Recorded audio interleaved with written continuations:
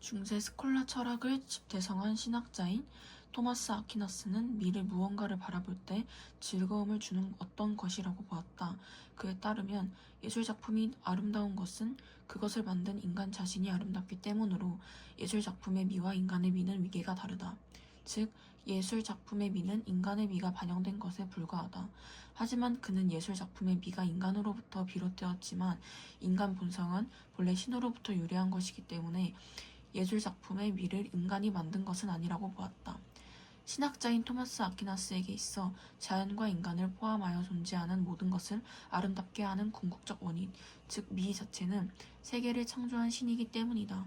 따라서 미는 인간의 주관적 정신작용에 의존하지 않으며 신이 창조한 세계에 객관적으로 존재한다.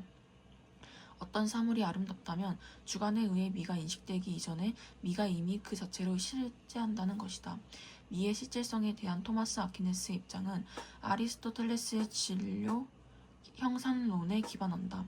진료 형상론에서 진료란 무언가로 만들 수 있는 가능태, 어떤 사물이 다른 사물로 구별되도록 하는 사물의 본성, 즉 형상을 받아들여 세계 속에 존재하는 현실태가 된다. 가령 아폴론 조각상은 대리석이라는 진료에 아폴론이라는 형상이 결합되어 조각상이라는 현실태로 세계 속에 존재한다. 사물은 진료와 형상의 복합체로 존재하며 형상에 대한 인식은 개별적인 사물에 대한 지각을 통해 가능하다. 토마스 아퀴나스에 따르면 세계의 모든 사물은 신의 피조물로서 진료와 형상의 복합체이며 신은 순수 형상이다. 따라서 신은 개별적 존재자인 사물을 통해 인식된다. 결국 토마스 아퀴네스의 미학에서 사물의 아름다움에 대한 인식은 사물이 세계 속에 드러난 모습을 통해 미 자체이자 순수 형상인 신을 인식하는 것이 된다. 미가 세계 속에 실제하는 존재하는 것이라면 미가 즐거움을 주는 내적인 이유, 즉 미의 의미 내용은 무엇인가?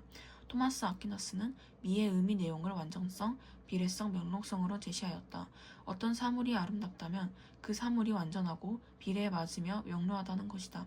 그에 따르면 첫째, 아름다운 것은 완전하다. 어떤 사물이 완전하다는 것은 사물이 자신의 본성에 따라 갖추어야 할 것을 다 갖추고 있다는 것을 의미한다. 그런데 선의 내용 의미는 즐거움을 주는 것, 즉 욕구되는 것이다. 그리고 선이 욕구될 수 있는 까닭은 그것이 완전하기 때문이다. 결국 완전성의 의미 내용은 선의 의미 내용과 일치한다. 둘째, 아름다운 것은 비례를 갖는다. 비례성은 사물의 모습이 그것의 본성과 조화되는 것이다. 토마스 아퀴나스는 인간의 미와 동물의 미가 다르며 육체의 미와 정신의 미가 다르다고 말한다. 사물들의 본성이 제각각 다르므로 미적인 비례 역사 사물에 따라 다르기 때문이다. 셋째, 아름다운 것은 명료하다. 명료성은 인간의 지성에 대해 사물이 자신의 본성을 뚜렷하게 드러내는 것이다. 즉 어떤 사물이 아름답게 인식되는 이유는 인간의 지성이 사물의 본성인 진을 뚜렷이 포착하고 있기 때문이다. 토마스 아퀴네스에게 있어 미란 욕구와 인식 모두와 관계된다. 미는 즐거움의 대상인 동시에 인식의 대상이다. 즉 미적 즐거움은 지성을 거치지 않은 감각적 쾌락이 아니라 사물의 본성에 대한 인식작용을 통해 얻는 기쁨이다. 이처럼 토마스 아퀴나스는 미라는 경험 세계 속 실제적 존재자인 선과 진이라는 선험적 개념과 직결시키는 기초로 삼고 있다.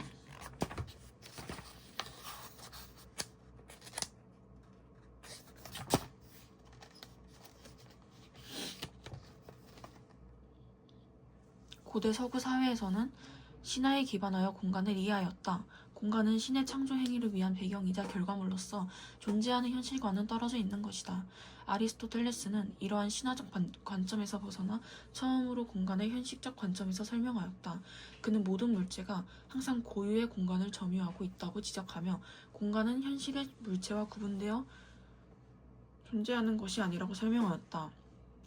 또한 물체를 둘러싼 공간과 물체는 동시에 존재한다고 하였으며 물체가 없으면 공간이 존재할 수 없기 때문에 아무것도 존재하지 않는 공간인 진공의 존재를 부인하였다. 물체의 운동 또한 각 물체에 내재된 본성에 따라 고유의 공간으로 돌아가기 위한 것이라고 하였다. 아리스토텔레스는 이러한 공간관에 따라 현실의 세계를 처음부터 완전한 형태를 이루고 있으며 한정된 양의 물질만 존재하는 유한한 것이라고 하였다. 아리스토텔레스의 공간관은 중세를 지나 근대에 이르기까지 서구 자연 철학의 영향을 받았다. 아리스토텔레스 이후 서구 사회의 학자들은 아리스토텔레스의 공간관을 일부 받아들이면서도 한편으로는 벗어나려고 하였다. 17세기 데카르타는 공간을 물질에 속하는 본질이라고 보았다. 물질은 특정한 공간을 차지하는 속성인 연장을 본질로 하고 있으며 어떤 물질이든 반드시 일정한 공간을 차지하고 있다는 것이다. 즉 물질이 곧 공간이고 공간이 곧 물질이라고 생각하였기 때문에 데카르트는 물질보다 먼저 존재하는 공간을 전제할 필요가 없었다. 다만 아리스토텔레스와 달리 데카르트는 물체의 운동은 내재된 본성이 아니라 외부의 힘에 의해 일어나며 여기에서 외부의 힘은 신의 작용이라고 하였다. 또한 데카르트는 공간은 무한히 펼쳐져 있으며 우주 또한 무한하다고 보았다. 이러한 공간관 속에서 데카르트는 자연의 모든 현상을 수학적 사고에 의해 판단하려고 하였다. 데카르트에 따르면 물질은 최소한의 물리적 단위인 원자들의 구성으로 이루어졌기 때문에 분할이 가능하다. 물질은 곧 공간이 있기 때문에 물질이 분할이 가능하면 공간도 분할이 가능하다는 것이다. 이러한 공간관에 따라 데카르트는 좌표에 활용하여 공간의 분할을 수학적으로 표시할 수 있도록 하였다. 데카르트 이후 뉴턴은 물체의 운동을 설명하기 위해 공간에 대한 새로운 견해를 제시하였다. 뉴턴은 데카르트의 생각을 일부 받아들이며 자연현상을 수학적으로 생각하는 것에 동의하였지만 데카르트의 공간관으로는 물체의 운동을 설명할 수 없다고 생각하였다. 따라서 뉴턴은 물질과 공간을 구분하였으며 시간의 개념을 함께 활용하여 물체의 운동을 파악하려고 하였다. 뉴턴은 공간을 물질과 무관한 선험적이며 절대적인 존재로 보았고 따라서 물질이 모두 없어지더라도 공간은 그 자체로 남아있다고 보았다. 뉴턴은 이러한 생각을 바탕으로 절대공간과 절대시간이라는 개념을 제시하였다. 절대공간은 자신의 본성에 따라 스스로 존재하며 외부의 어떠한 것과도 관계가 없고 항상 규칙성과 동일성을 유지하는 무한의 공간이다. 절대시간은 어떤 외적 상황에도 영향을 받지 않고 일정한 속도에 따라 연속적으로 과거부터 미래까지 흐르는 시간이다. 뉴턴은 이틀 안에 물체 운동을 설명하였다. 예컨대 고정되어 있는 탁자는 일반적으로 정지된 것으로 인식된다. 하지만 지구는 태양의 주위를 돌고 있기 때문에 우주 공간에서 보면 탁자는 움직이고 있다. 따라서 탁자의 위치를 정지의 기준으로 삼을 수 없기 때문에 지구의 움직임과 상관없는 절대적인 기준에 필요한 것이고 그것이 절대 공간이라는 것이다. 또한 뉴턴이 활동하던 시대의 시간은 지구의 공전과 자전을 기준으로 만들어졌는데 뉴턴은 지구의 움직임이 매번 균일하지 않은 불완전한 상태이므로 지구의 움직임을 기준으로 하는 시간으로는 물체의 운동을 정확하게 설명할 수 없다고 하였다.